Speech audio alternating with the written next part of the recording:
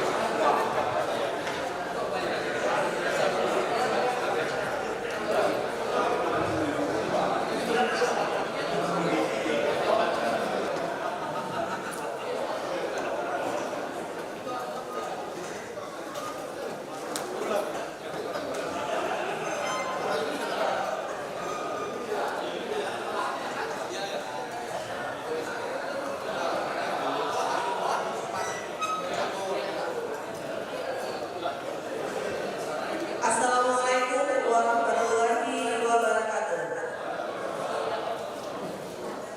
Selamat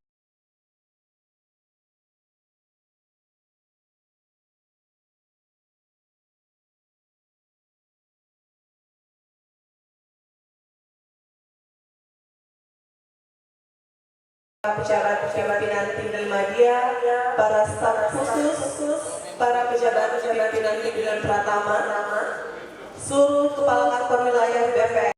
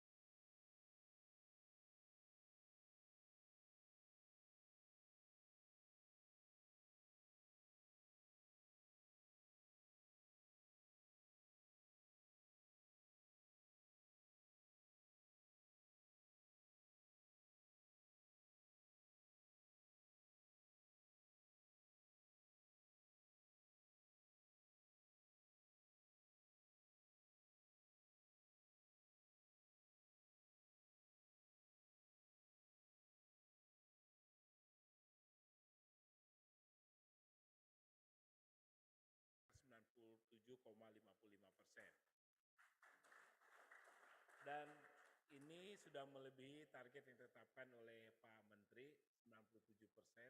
Dan ini kita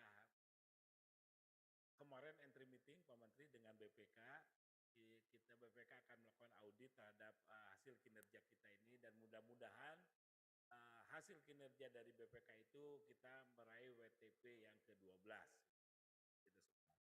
Jadi akuntabilitas Bapak dan Ibu 97,55%, baik yang di pusat maupun yang di daerah, kita akan cek, kita akan audit, baik itu dengan 7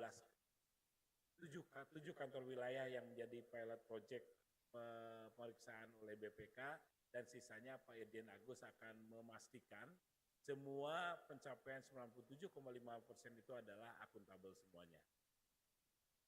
Bapak dan Ibu, kemudian ATR BPN juga setelah merealisasikan program strategis, baik di bidang pertanahan, baik itu yang kaitannya dengan transmigrasi, PTSC, redistribusi, kemudian pencapaian tata ruang, juga pengadaan tanah. Yang terpenting tahun ini di capaian yang diraih oleh Pak Tejo dengan mafia tanah itu kita menyelamatkan sekitar berapa triliun? 13 triliun. Kemudian ATR BPN telah menyelamatkan aset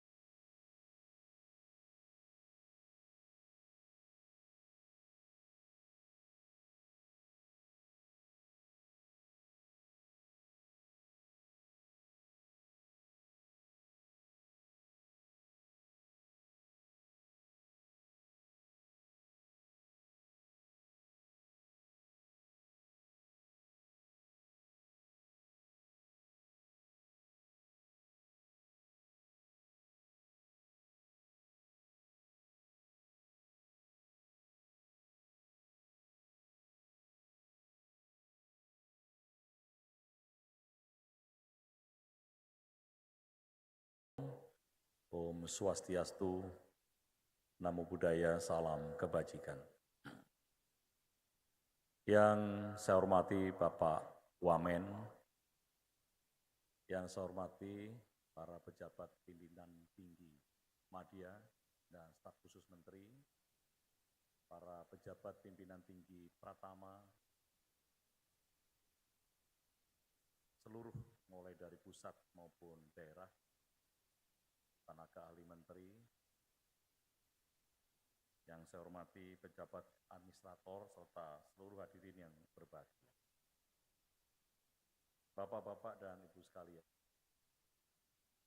tadi sudah disampaikan oleh Pak Sekjen, kinerja kita tahun 2023 yang paling membanggakan adalah bahwa daya serap kita 97,55.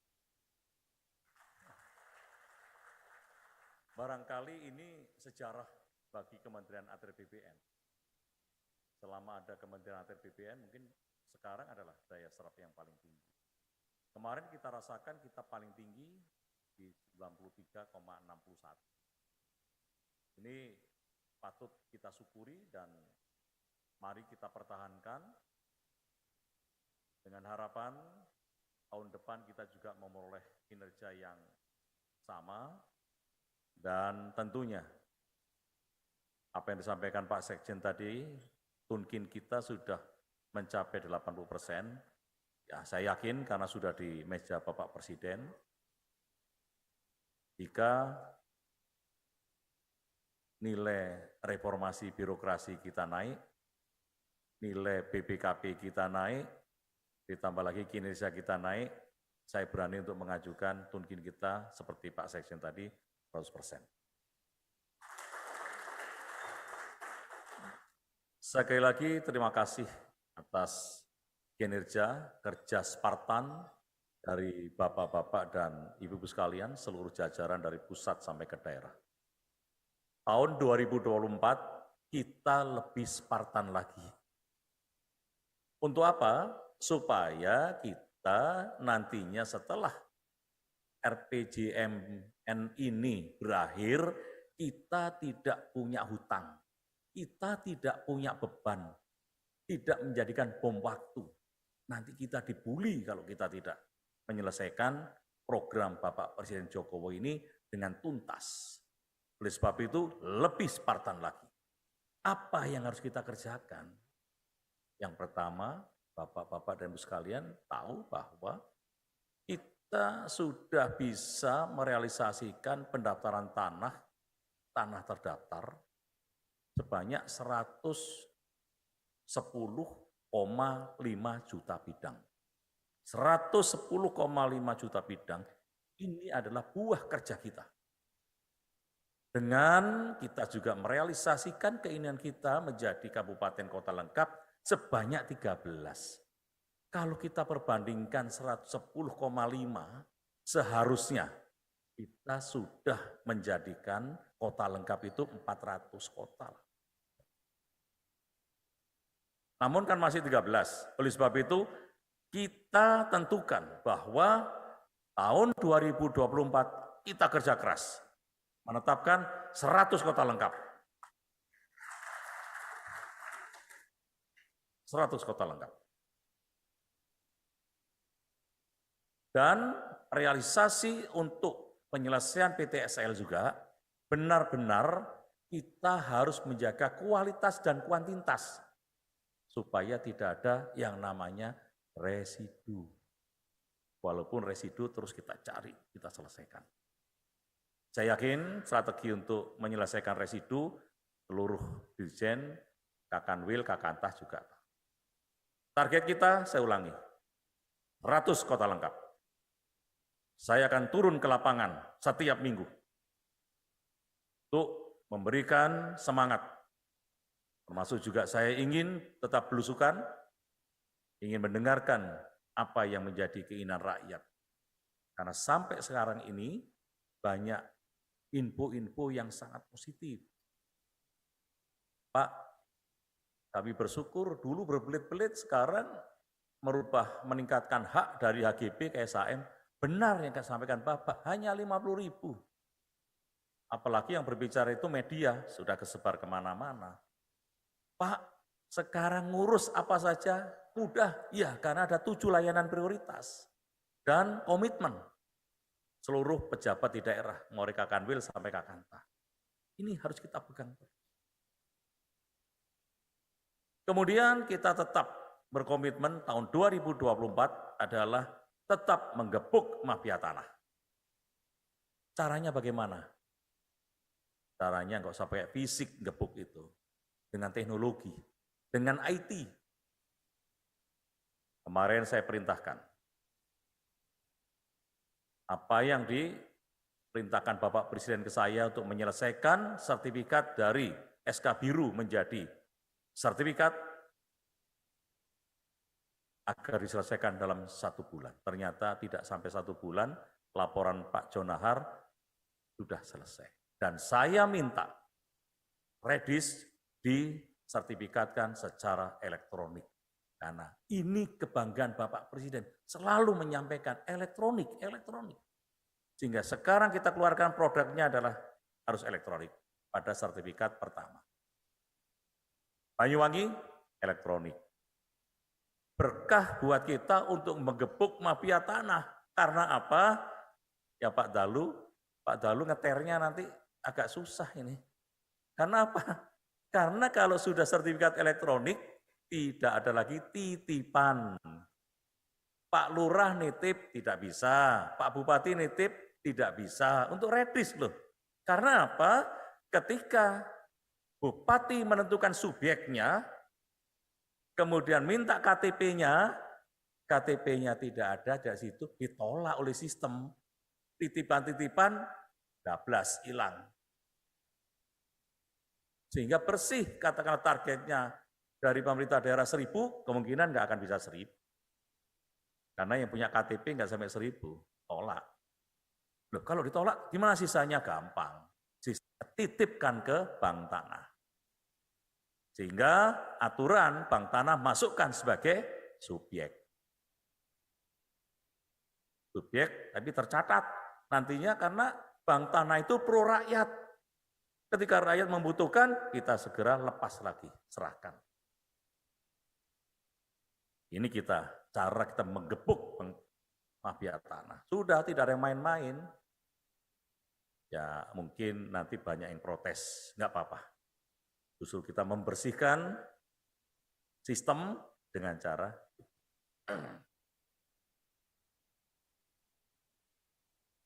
saya juga senang kemarin pada waktu sama Dirjen Taru menyerahkan 82 bantuan teknik untuk menyelesaikan RDTR. Saya lihat para bupati, wali kota benar-benar antusias untuk menyelesaikan. Karena apa? Karena perintah Bapak Presiden juga harus meningkatkan perekonomian wilayah dengan juga banyak mengundang investasi. Pemerintah daerah senang karena apa? Daerahnya ini akan saya bangun tidak mengandalkan APBD atau APBN, tapi mengandalkan dana investasi. Nah, saya lihat malah kepingin segera RDTR-nya selesai. Mudah-mudahan 82 RDTR kemarin yang kita serahkan, walaupun dari anggaran APT BUN, ya itu bisa segera direalisasi menjadi perda atau perkada. Dan sistem yang akan kita bangun juga nanti menggunakan sistem yang ada. Jadi kita langsung sampaikan. Mudah-mudahan dengan realisasinya per tahun tambah RDTR target 2000 RDTR ini bisa segera terrealisasi. Berikutnya, Spartan kita, Bapak-Bapak dan Ibu sekalian adalah 2 kali Bapak Presiden bertanya kepada saya. Yang pertama di Surabaya, di Masjid di Sidoarjo, ketika menyerahkan sertifikat untuk tanah wakaf. Pak Presiden menyampaikan bahwa tahun ini kita sudah mencapai 110 juta bidang sudah terdaftar. Yang sebelumnya tidak sampai seperti itu karena per tahunnya hanya bisa menghasilkan 500.000. Pak Presiden tanya langsung ke saya, Pak Menteri, sekarang setahun berapa? Saya jawab 10 juta, Pak. Presiden menyampaikan 10 juta. Sekarang APBN terus bekerja, tidak tidur. Saya ingat Pak Presiden menyampaikan. Tahun 2024, kata Pak Presiden setelah menyampaikan itu, target menjadi 120 juta bidang terdaftar. Sisa 6 juta itu nanti adalah dilanjutkan pemerintah berikutnya. Berikutnya ketika di Cilacap, Pak Presiden tanya lagi, setelah saya menyerahkan surat redistribusi, termasuk PTSL. Pak Menteri, setahun berapa? 10 juta, Pak. Hal yang sama disampaikan juga. Bahwa 2024 akan diselesaikan 120 juta bidang tanah. 2 kali. Artinya apa? Kita harus kerja keras. Kenapa? Karena saya lihat bahwa perencanaan kita juga harus disesuaikan dengan apa yang disampaikan oleh Bapak Presiden. Saya tanya ke Pak Virgo, siap. Pak Sekjen, siap mencarikan tambahan-tambahan yang lain. 10 juta tahun ini selesai. Di tahun 2024 akhir, 120 juta tercapai. RPJMN, apa yang disampaikan oleh Pak Jokowi, semuanya bisa terrealisasi. Kita harus kerja Spartan. 120 juta, kurang 10 juta lagi. Dan bisa. Itulah Bapak-Bapak dan Ibu sekalian, dan saya juga menginginkan bahwa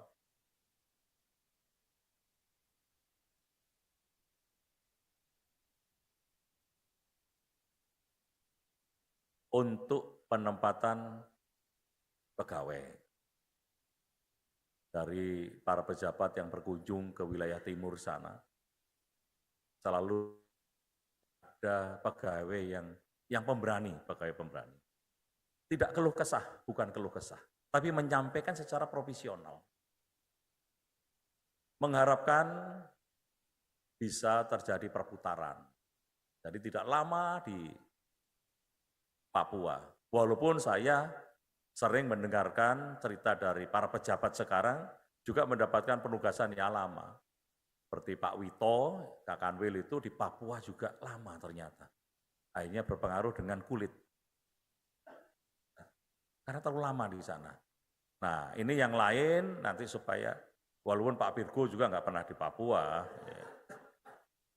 Nah, itulah sebabnya mari, Pak Roy ya, ada Pak Roy ternyata di sini. Oleh sebab itu, mari kita pikirkan. Kita rotasi, namun tetap memperhatikan keinginan dari Kak Kanwil. Jangan sampai 7 tahun, 8 tahun. Pak Roy pun pusing itu. Dikelui oleh anak buahnya, tapi bisa berbuat apa? Nah, saya minta dibuatkan juknis. Aturan, supaya penugasan di Papua, penugasan di Aceh, penugasan di Maluku Utara, ini juga bisa dirotasi. Bisa dirotasi tidak terlalu lama. Karena banyak yang WA ke saya, Pak, kalau bisa saya dipindah ke Jawa, tapi alasannya klasik. Orang tuanya sudah tua. Ya mana mungkin orang tuanya masih muda. Orang tuanya sudah tua, sakit-sakitan, ya kita perhatikan. Nah ini menjadi perhatian kita, Bapak-Bapak dan Ibu sekalian, karena bagian dari kesejahteraan anggota itu diantaranya kita memperhatikan hal-hal seperti itu. Kalau seandainya bisa cepat, bagus ya Pak Sekjen ya. Biar ini kan kita online ya. Nah, biar harapan yang ada di Kakantah yang ada di wilayah timur, ya, di Maluku Utara kemarin yang didatangin Bu Yuli itu punya harapan dan jangan terlalu lama. Syukur-syukur bisa terrealisasi Pak Menterinya yang sekarang ini ada. Jadi saya juga bisa melihat, oh ternyata apa yang diinginkan bisa saya bantu untuk kita realisasikan. Bapak-bapak dan Ibu sekalian, permasalahan redistribusi tanah, land reform, ini adalah permasalahan yang harus kita perhatikan dan kita koordinasikan, kita kerjasamakan.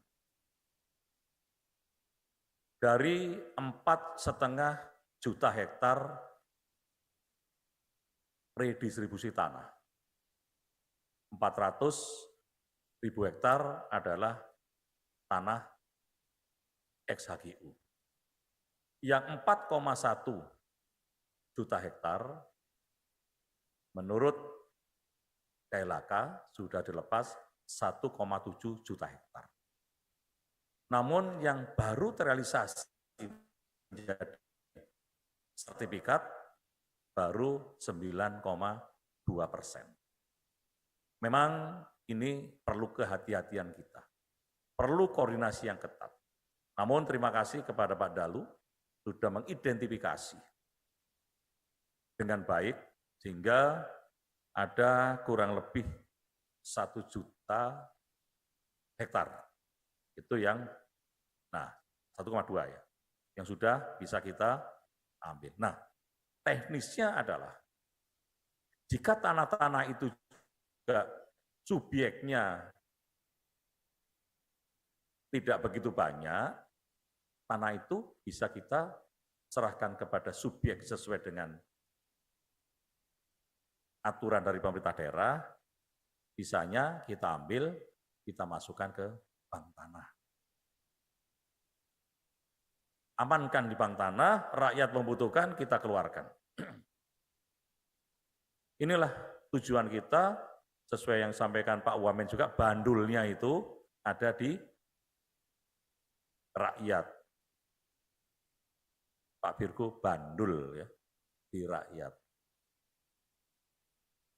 Pak Agus agak senyum sedikit kalau dengar bandul, kita selalu ingat kuntul bio. Kita serahkan ke bank tanah. Dan tetap koordinasi lalu karena apa? 21.283 desa itu ada di kawasan hutan. Dan bentuknya juga sudah desa, bukan pohon. Termasuk sawah-sawah, ini diupayakan segera bisa direalisasi. Salah satu contoh adalah yang menjadi perhatian kita semua, namun hak atas tanah lahan itu belum. Ini juga bagian dari PR kita yang harus kita selesaikan. Yakinlah Bapak-Bapak dan Ibu sekalian kalau kita bisa menyelesaikan masalah-masalah kecil ini untuk rakyat yang dianggap mungkin pada waktu itu tidak begitu diperhatikan, kalau berhasil, insya Allah kita masuk surga semua. Tapi jangan sekarang masuk surganya, nanti aja. Pak Tejo ya, jangan sekarang Pak, nanti aja.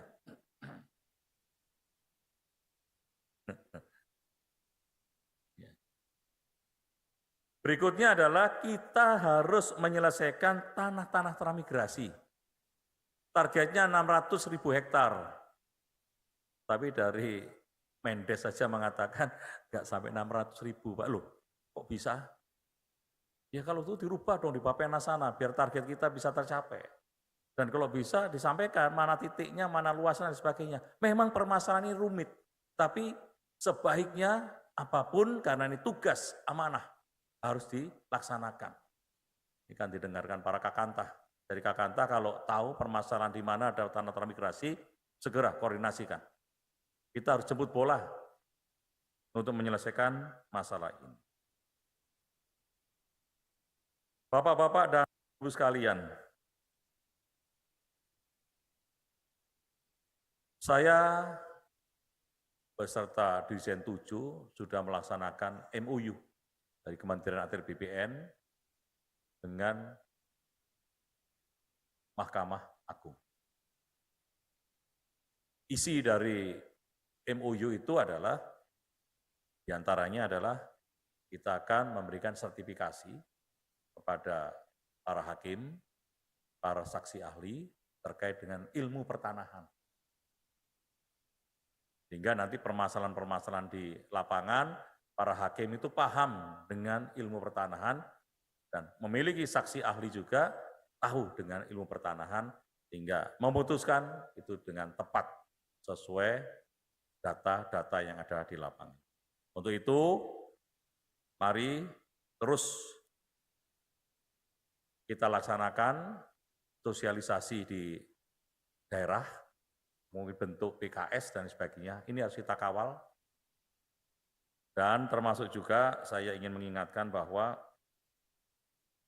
kita juga perlu badan advokasi untuk pegawai kita yang ada di lapangan, supaya mereka juga merasa terlindungi apabila melaksanakan tugas sesuai dengan SOP. Saya kemarin tanya kepada Pak Sekjen, katanya untuk tambahan organisasi baru itu nanti pada pemerintahan baru.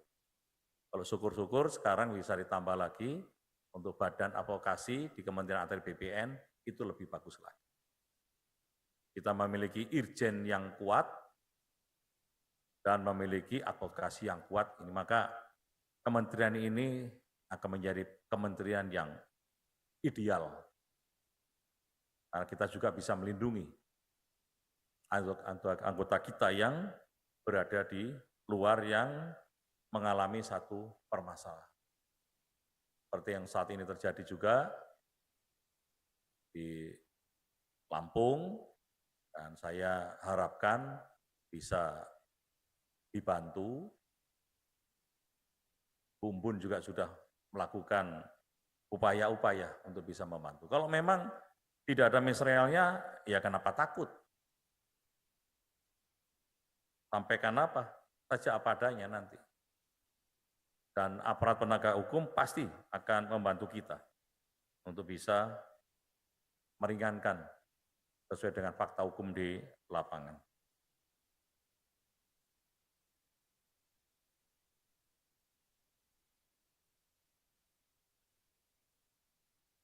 Bapak Ibu yang saya hormati, kembali lagi terkait dengan sertifikat elektronik. Kami harapkan sertifikat elektronik ini juga bisa segera diimplementasikan di seluruh kanta. Walaupun di sini ada kanta yang sudah ditunjuk, ada berapa 20 kanta, namun kalau bisa hampir seluruhnya sudah bisa mengeluarkan sertifikat elektronik. Dan Pak Dirjen segera buatkan petunjuk teknis terkait dengan sertifikat elektronik itu, khususnya adalah untuk sertifikat redistribusi elektronik yang akan kita coba serahkan di Banyuwangi. Besok tanggal 17, saya akan rencananya akan diundang untuk mendampingi Bapak Presiden. Saya akan sampaikan kepada Bapak Presiden terkait dengan sertifikat redis yang sudah secara elektronik. Ini bagus sekali, Pak. Saya senang sekali bisa merealisasikan redis ini dengan secara elektronik. Sudah tidak akan ada titipan-titipan untuk bisa dapat tanah. Semuanya akan terlihat apabila mereka memang bukan penduduk yang ada di situ.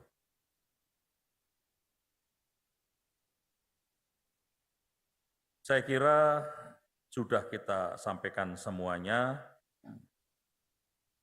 apa yang kita inginkan di tahun 2024, dan sekali lagi Bapak-Bapak dan Ibu sekalian, 2024 saya akan lebih banyak turun ke lapangan dan syukur-syukur bisa bertemu dengan masyarakat untuk merealisasikan sertifikat tanah untuk rakyat dan percepatan dalam program redistribusi maupun PTSL agar target di 2024 ini sesuai dengan yang kita harapkan. Sebelum mengakhiri pengarahan pada kopi morning hari ini, saya ingin memberikan 2 buah pantun. Burung kuntul, maaf, saya salah baca. Pagi hari makan soto babat, tambah kenyang. Mari kerja Spartan di tahun 2024. Program strategis, mari kita percepat.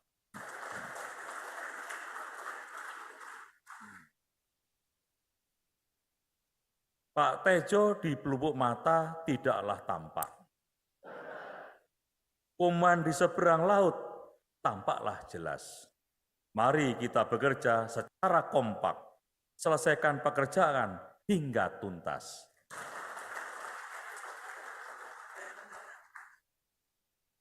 Ya, terima kasih Pak Tejo. Pinjam nama Pak Tejo. Bapak-bapak dan Ibu sekalian, mari kita kerja lebih Spartan lagi.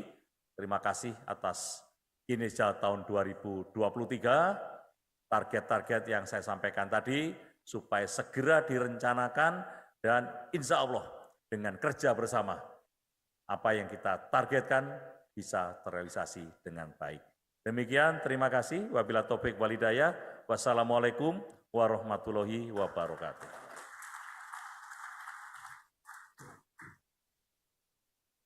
Silakan dimakan, di belakang kok nggak ada. Buburnya enak itu Pak Wamen.